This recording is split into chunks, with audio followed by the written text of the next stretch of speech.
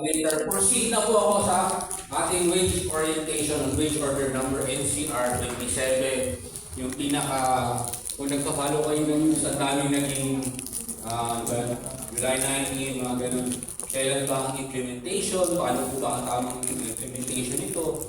Bakit nagkaganon? Bakit ganyan? Opo, bakit naging July 20. dalawang tranche? Bakit?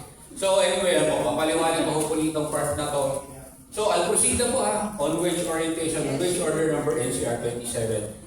Before I proceed, it is important that I explain the legal basis of RTWPB's implementation or creation of a wage order. We derive our wage determination powers from RA 6727 or the Wage Rationalization Act. Under this law, it established the National Wages and Productivity Commission and its regional boards. It gave us the mandate to determine minimum wages at the regional, provincial, and/or industrial level, and the promotion of productivity improvement and gain-sharing schemes, particularly among MSMEs. So I would like to inform the public na ganito po ang nangyayari sa wage determination process. Always 12 months from the effectivity of any wage order, inaaral na po ng board ang socio-economic conditions sa ating region. First of all, there are two methods by which a wage review occurs. First is motu proprio or by decision of the board.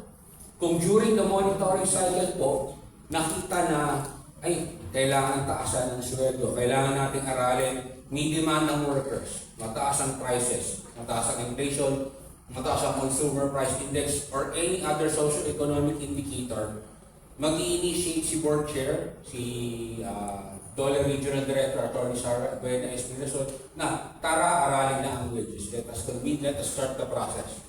Or letter D, wage petition.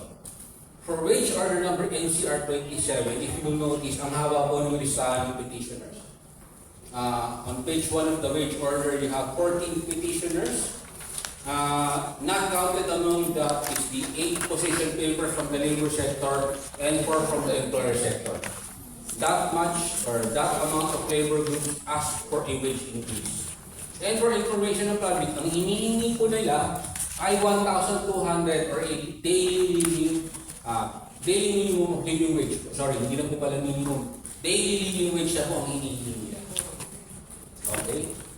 And then, okay, so we identify. Let's start the wage determination process. The regional boards conduct invitation. We conduct wage consultations with the stakeholders.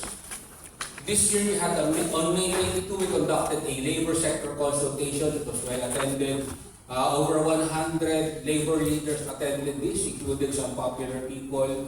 Si Mamandating Senator Luke Espiritu, si Eli San Fernando, sa famous labor leaders, si Atty. Sally Matula, among others, ang umaten to present labor sector position and a possible wage hike in NCR.